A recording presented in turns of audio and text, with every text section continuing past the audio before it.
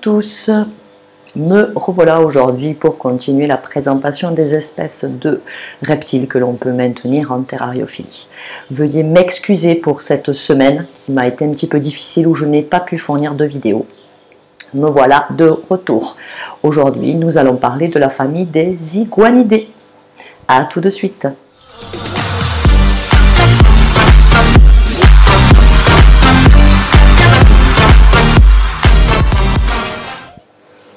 Les iguanidés sont des reptiles bien connus, comme le majestueux iguane vert ou l'iguane marin des Galapagos.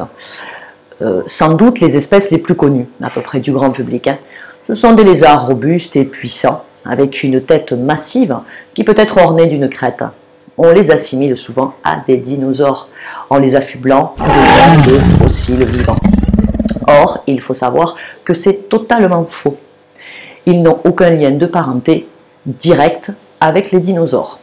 Aucune espèce d'iguanidés vivant aujourd'hui n'existait au secondaire. La famille des iguanidés regroupait auparavant plus de 700 espèces.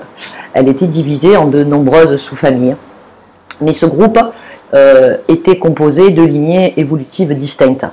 À la fin des années 80, avec les travaux de Frost et de Etheridge, sur la phylogénie des iguanidés, toutes les sous-familles furent reclassées en familles.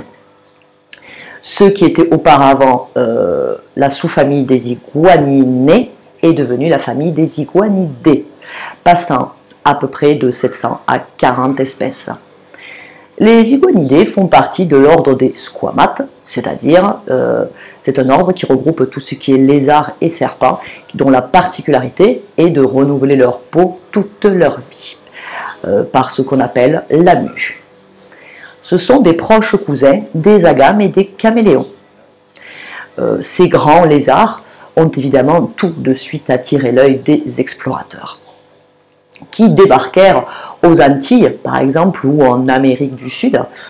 Ils furent impressionnés par ces créatures et en donnèrent souvent une description bien plus monstrueuse que la réalité. Ces reptiles sont perçus comme l'archétype du gros lézard brutal et idiot. Charles Darwin, par exemple, dans sa jeunesse, lorsqu'il atteignit sur les îles Galapagos, il en avait une image pas très reluisante. Lorsqu'il aperçut l'iguane marin, il le décrivit ainsi. C'est un animal hideux, de couleur noire sale, il semble stupide et ses mouvements sont très lents. Peut-être s'agit-il d'un simple jugement de valeur lié à leur physique, qu'ils ont trouvé contraire aux critères de beauté stigmatisés par le genre humain. Ce sont des reptiles terrestres, semi-arboricoles ou arboricoles, qui peuvent être également marins. Ils sont végétariens et frugivores, bien que certains mangent des insectes. Il a déjà été observé qu'ils peuvent dévaster une nichée d'oiseaux si l'occasion se présente. Le C. similis a été vu s'adonnant à la chasse aux vertébrés, oisillons, petits rongeurs, charognes. Beaucoup de grandes iguanes sont des animaux opportunistes qui se jettent sur tout ce qui leur paraît comestible. Dans certaines zones touristiques, on peut apercevoir des iguanes se délecter des restes de sandwich ou de frites ou s'approcher des touristes qui les nourrissent. Cela n'est pas vital pour leur métabolisme, car ils sont parfaitement adaptés à l'alimentation végétarienne. Peut-être y a-t-il pénurie d'alimentation végétarienne, ce qui expliquerait ces comportements, ou alors, comme nous, cette nourriture est addictive pour eux également.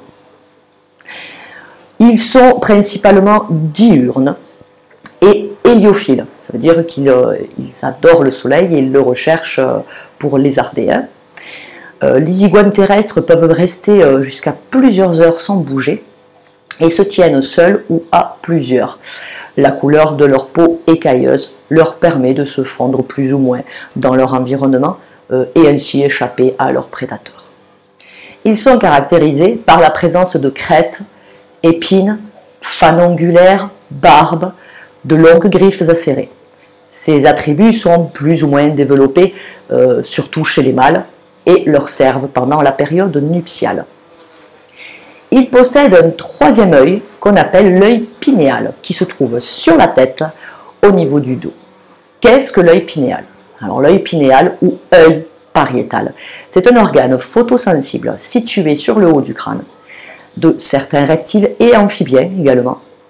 Il est composé d'une rétine et d'un nerf qui passe par un orifice dans le crâne, le foramen pariétal, pour relier la glande pinéale, d'où son nom, œil pinéal ou pariétal. Il prend l'aspect d'un œil plein, grisâtre et sans paupières, d'où la prudence à observer lors des manipulations proches de cette zone. Cet œil ne lui offre pas une vision normale, mais lui donne la possibilité d'être informé pour capter la lumière, plus ou moins. Beaucoup pratiquent ce qu'on appelle l'homochromie, c'est-à-dire qu'ils sont capables d'adapter leur couleur pour prendre du soleil ou pas. Suivant l'intensité lumineuse, ils sont capables de s'assombrir ou de s'éclaircir pour mieux capter le soleil ou plutôt pour s'en protéger. Cette homochromie qui a été constatée sur pas mal de lézards leur sert également au niveau de leur humeur, ça montre leur humeur. Elle leur sert également à se fondre dans leur environnement pour s'adapter, se cacher, se dissimuler de prédateurs. Et cet œil lui permet aussi de pouvoir voir arriver d'éventuelles attaques de prédateurs sans avoir à lever le cou et ainsi exposer ses régions anatomiques vulnérables telles sa gorge. Par exemple, même s'il n'y voit pas, il arrive à capter des ombres. Voilà, voilà la fonction un petit peu de cet œil pinéal. Leur tête est recouverte d'un grand nombre de petits écussons. Les paupières sont bien développées. Leur langue est plate, libre à sa pointe, et ils n'ont pas de fourreau dans lequel elles puissent entrer. Les dents sont rapprochées les unes des autres, disposées contre le bord interne des sillons creusés dans les mâchoires. Il existe presque toujours des dents au palais. Leur corps est généralement svelte et lancé, avec une queue très longue qui peut parfois être préhensible chez certains, c'est-à-dire qu'elle peut leur servir de cinquième membre pour s'accrocher dans les arbres éventuellement. Cette queue peut être armée d'écailles épineuses, disposées en anneaux, comme chez les trachycycles, les oplures, les dorifores, les strobilures, et les sténocerques. Certaines espèces sont équipées aussi d'un fanon sous la gorge, comme l'iguane, le norops, le brachylophe. D'autres peuvent gonfler leur gorge, comme le métapocéros. Certains animaux ont des pores fémoraux disposés suivant une ou deux rangées, l'iguane polycre, le célopore et l'amblyrinque. Non, un petit peu compliqué. Hein. Et d'autres manquent de pores aux cuisses, comme le norope, le basilic, l'anolis et le lémancte. Voilà pour la description des iguanidés. Leur répartition est vaste. On peut en rencontrer depuis le sud-ouest des États-Unis jusqu'au nord de l'Argentine. Pour des petites espèces telles que le Dipsosaurus et les Sauromalus. La plus grande diversité d'espèces se trouve en Amérique centrale et dans les Caraïbes. L'iguane vert est la seule espèce à vivre en Amérique du Sud, avec une très vaste répartition. D'autres espèces vivent sur les îles Galapagos, à 1000 km à l'ouest du Pérou. Ces îles sont récentes, elles ont moins de 10 millions d'années, hein. Et les iguanes sont arrivées, il semblerait, par radeau naturel, venus de l'ouest de l'Amérique. Il semble avoir un lien de parenté proche du Cnetosaura. Le genre Brachylophus est un cas d'école au niveau de la dispersion lointaine, puisqu'il vit dans les îles Fidji et Tonga, de l'autre côté de l'océan Pacifique, à 8000 km de ses proches cousins américains. Il semblerait que là encore, ce sont des radeaux naturels, des arbres qui auraient été arrachés lors de tempêtes tropicales ou d'ouragans, qui auraient emporté avec eux ces lézards, qui se seraient échoués sur ces différentes îles. On peut supposer que de tels radeaux sont arrivés sur de nombreuses îles.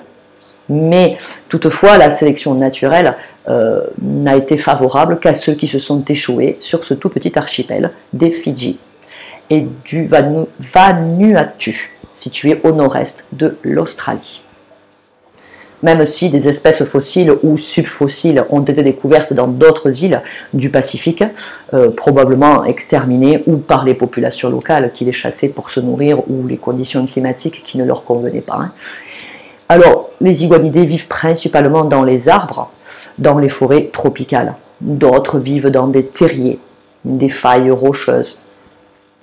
Il en existe aussi dans les milieux désertiques, tels l'iguane du désert. Les iguanidés sont territoriaux. Les mâles vivent généralement seuls. Leur territoire est assez limité par rapport à celui des femelles, qui sont beaucoup plus tolérantes entre elles, du moment que la nourriture est abondante et en dehors des zones de ponte. Les mâles occupent en général un point dominant qui leur offre une large vue pour empêcher toute intrusion d'un autre mâle dans son territoire. Si un mâle venait à pénétrer, il va hocher la tête régulièrement pour signifier sa présence. Seuls les très jeunes mâles peuvent pénétrer ce territoire protégé et duper les mâles adultes par leur allure semblable aux femelles, allant même jusqu'à s'accoupler avec ses propres femelles, qui sont loin d'être fidèles, n'hésitant pas à passer d'un territoire à un autre afin de s'accoupler avec plusieurs mâles différents. La domination des mâles est géographique. Il n'y a pas de harem fixe où ils défendraient ces femelles, ou leur interdiraient, entre guillemets, d'en sortir. Tous les iguanidés sont ovipares, ça veut dire qu'ils pondent des œufs, avec une ponte à peu près par an, mais qui peut dépendre du climat et de l'abondance de l'alimentation. On a pu observer chez de nombreuses espèces de grande taille une fidélité au site de ponte. Les femelles pondent au même endroit chaque année. Certaines femelles parcourraient chaque année plusieurs kilomètres. On a enregistré une espèce qui parcourait 6 km et demi pour aller sur son site de ponte. Certaines vont jusqu'à atteindre un cratère qui se situe à 1400 mètres d'altitude, au fond duquel elle va pondre. Ce marathon épuisant est motivé, semble-t-il, par le fait que les femelles vont chercher l'endroit le plus propice, l'environnement le plus favorable pour l'incubation de leurs œufs. C'est pour ça qu'elles n'hésitent pas à faire des kilomètres, à gravir des montagnes pour aller pondre à l'endroit qui offrira les meilleures conditions pour l'incubation de leurs œufs.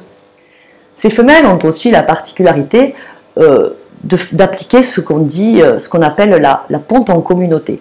C'est-à-dire que plusieurs femelles, ça a déjà été observé, déposent leurs œufs dans le même nid, tous ensemble. Toutes les femelles vont pondre au même endroit et tous les œufs sont ensemble. Certaines, comme la femelle Cyclura carinata, par contre, elle surveille sa portée d'œufs durant toute l'incubation pour la simple et bonne raison qu'elle pond dans le même endroit où elle vit. À comparer des autres qui vont pondre, elle peut faire des kilomètres pour pondre, mais une fois qu'elles ont pondu, elles abandonnent leur ponte. Cette espèce-là aurait la particularité de surveiller l'incubation de ses œufs tout au long, parce qu'elle pond à l'endroit où elle vit. Les prédateurs sont assez nombreux. Il y a les rapaces, les serpents, des petits félins, d'autres lézards. Les jeunes prennent généralement la fuite lorsqu'ils sont face à un prédateur. Les adultes ont plutôt tendance à faire face et utilisent différentes techniques défensives. Certains gonflent leur corps, d'autres vont se mettre à souffler, d'autres vont fouetter le sol pour essayer d'impressionner leur prédateur. Certains, ça va fonctionner, le prédateur va partir, il est impressionné, il s'en sort bien.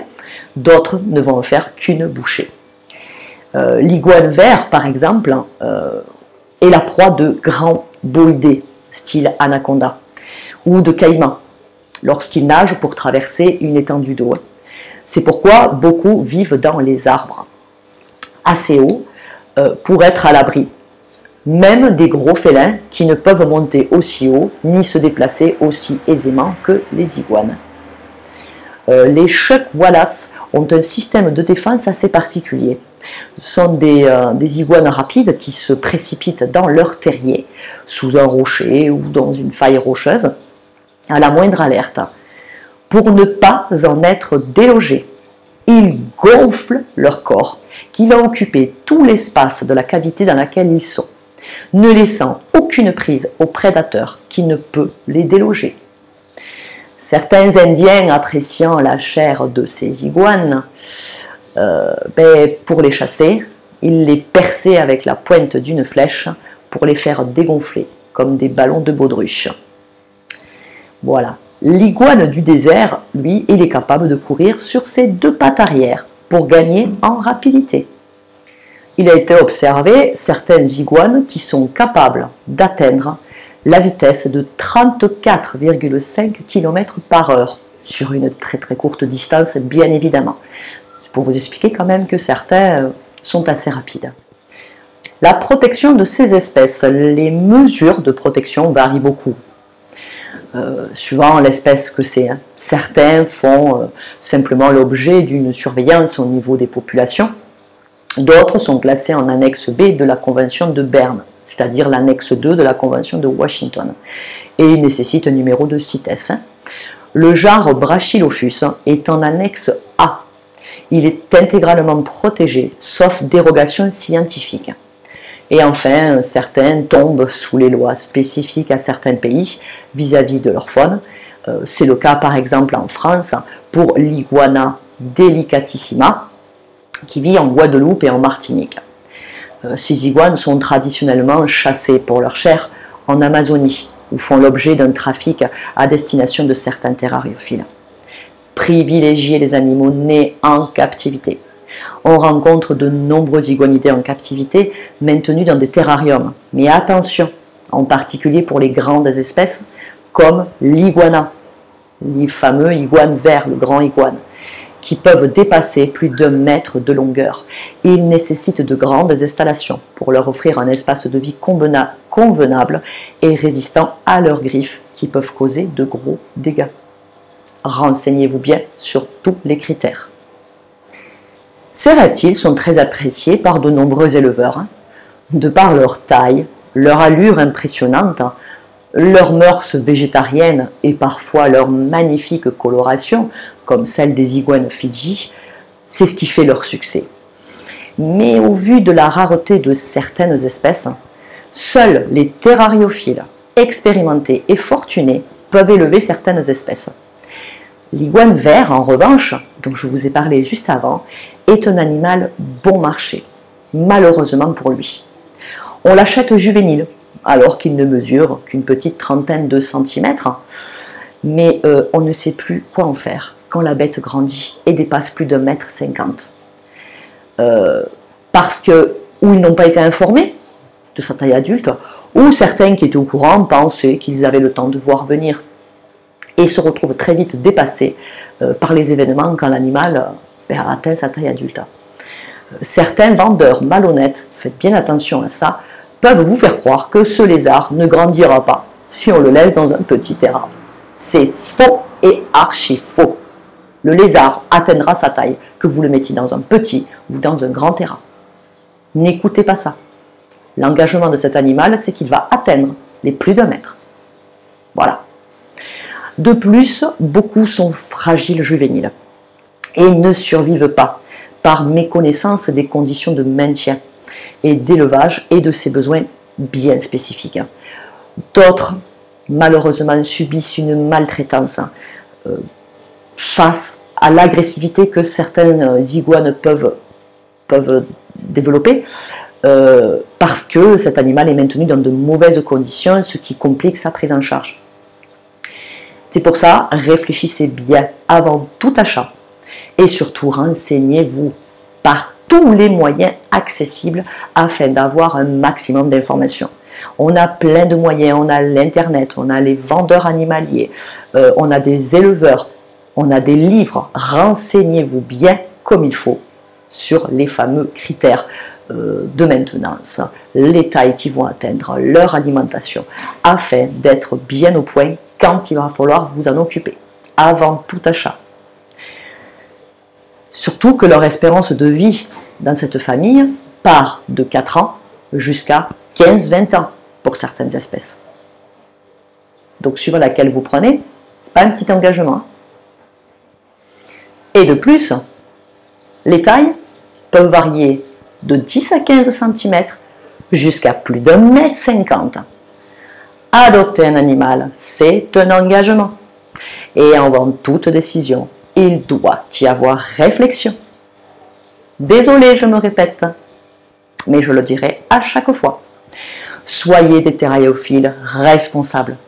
C'est pourquoi, après la présentation de cette famille, je vous propose de me retrouver dans les prochaines vidéos pour découvrir plusieurs espèces d'igonidés que vous pouvez acquérir, afin que je vous informe sur les conditions de maintien de chacun. Ma prochaine vidéo vous présentera plusieurs espèces d'anolis. Ce sont des petites espèces de la famille des iguanidés.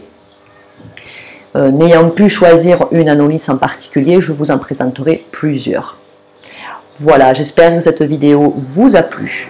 Moi, je vous dis à très bientôt pour de nouvelles vidéos.